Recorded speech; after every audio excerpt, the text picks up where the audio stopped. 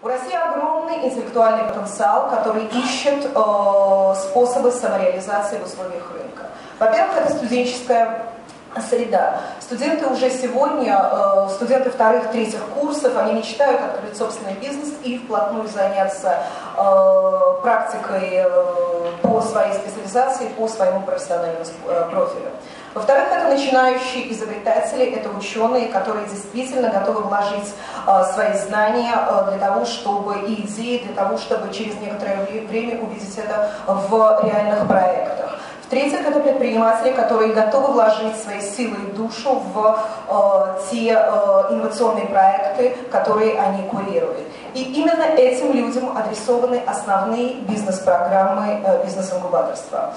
И наша задача как наставников, наша задача как партнеров, наша задача как коллег помочь им не растерять свой энтузиазм в подчас суровых реалиях российского бизнеса.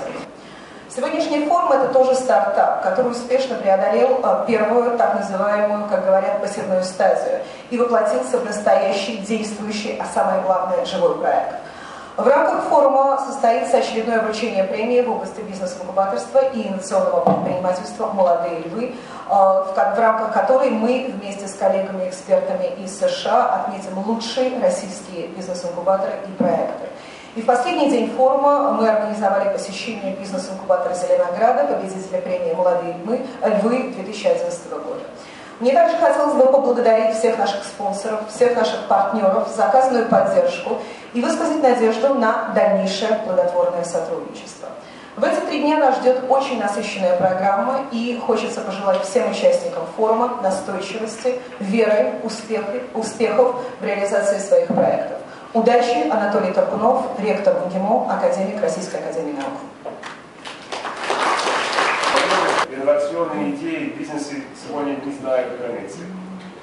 Победителями становятся те, кто в состоянии определить свои возможности, независимо от того, откуда они берутся, и воспользоваться ими. А во-вторых, это именно вот те новые предприятия, которые высокого потенциального роста, которые создают рабочие места сегодня и создаст рабочие места в будущем. На самом деле, если вы посмотрите за последние 20 лет в Соединенных Штатах, данные показывают, что все частные занятости, все новые рабочие места произошло в фирмах, которым 5 лет или меньше. Поэтому, когда наши президенты обязываются содействовать взаимному экономическому росту и процветанию, я могу сказать, что нет темы, которые более важные, чем те, которые вы сегодня здесь будете обсуждать.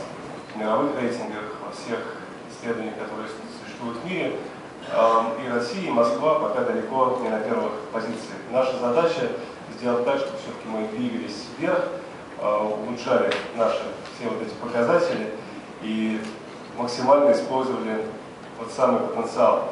Но для того, чтобы потенциал использовать, должны развиваться все элементы вот этой инновационной экосистемы. И, наверное, все-таки бизнес-инкубатор – это один из ключевых факторов в развитии такой системы. Я говорю сейчас больше про Москву, потому что отвечаю за развитие инноваций в Москве, но прекрасно понимаю, что делать это, развивать это бизнес-инкубаторское движение можно только совместно, учась друг у друга и обмениваясь опытом. В Москве формально действует больше 20 бизнес-инкубаторов, при этом я знаю много из этих 20, много московских, которые кроме как формально бизнес-инкубаторами назвать никак нельзя, и знаю очень хорошие примеры в регионах, в которых, опять-таки, есть чему поучиться и есть какой опыт перенять. И поэтому сегодняшнее мероприятие – это отличная возможность именно для такого вот взаимодействия. Just as McGill University is becoming an international center of humanities with a reputation for scientific excellence, the same ambition is seen in the universities and the Business Incubation Fund's commitment to business incubation excellence and becoming an innovation hub and outlet for discovery, commercialization, and economic revitalization. This forum is indeed a celebration of the entrepreneurial spirit and the difference each of you as incubator professionals makes in supporting your community's entrepreneurs throughout Russia, acknowledging the entrepreneurial aspirations necessary for increasing our country's innovative and entrepreneurial capacity. What I know from reading this year's Young Lion Award applications is there is a vibrant spirit, culture, and climate for entrepreneurship demonstrated in action by each of you daily in your work with clients and the results you are achieving in your incubators and technology parks. I reflect on one applicant who recognized his mission was to provide favorable conditions for creation of new businesses and support. This is to be accomplished through small business development, providing favorable conditions for startups, and promoting employment opportunities for future entrepreneurs. В любом случае, нам удалось опросить около 70, вернее 72 инкубатора, которые полностью заполнили анкеты, и если считать, что работающих инкубаторов на 2012 год, которые действительно оказывают услуги инкубирования, а не только сдают в аренду помещения, где-то в России около 215-220, получается, что 70% это достаточно серьезная выборка для того, чтобы спроецировать результат этой выборки на весь рынок. Ну, с точки зрения маркетинга, да, у нас достаточно релевантное получается исследование. Соответственно, часть вопросов, первая их часть касалась, как вы видите, предпринимательского климата. Мы делали это специально и хотели посмотреть, собственно, как регионы воспринимают ту ситуацию, которая складывается с предпринимательской активностью. Соответственно, основные проблемы в предпринимательском климате, в предпринимательской среде в развитии региона. Проблемы с финансированием, в скобочках показан процент инкубаторов, которые испытывают проблемы с финансированием. Бюрократические барьеры. Я думаю, что нам, наверное, нет смысла говорить о том, что мы имели в виду под этими барьерами, но, тем не менее, мы решили, что нужно этот вопрос задать обязательно.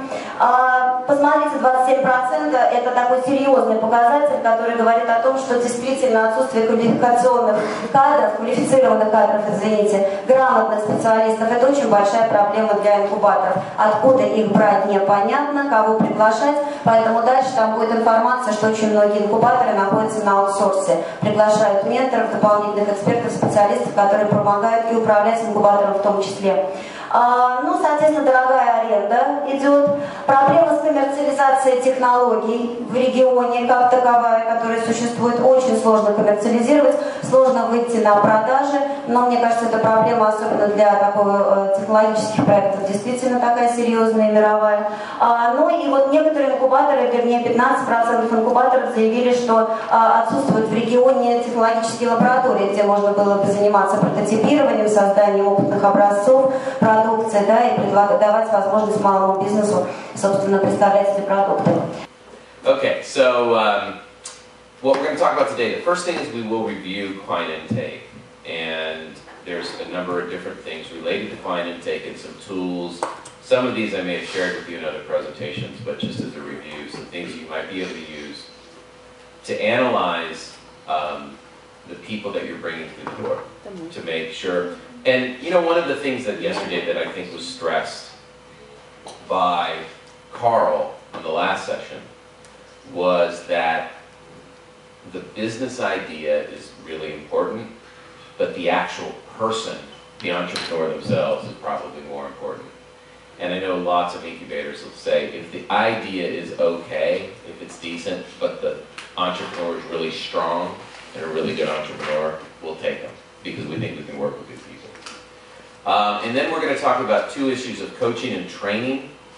And I've got some supplemental stuff that might be able to help you develop a training program, you know, from my perspective of how training works as somebody who's worked in training for about a decade. Then we'll do networking programs and service providers.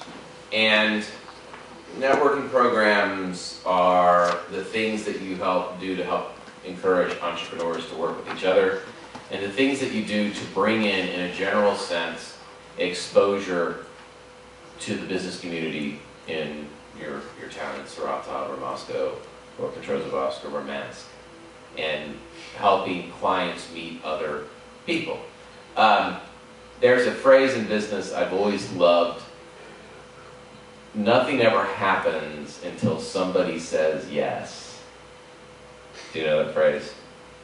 Business does not happen until someone says yes. Yes, I'll buy that. or yes, I want your services. And an important part of the incubation process is getting people, getting entrepreneurs to start working on their network.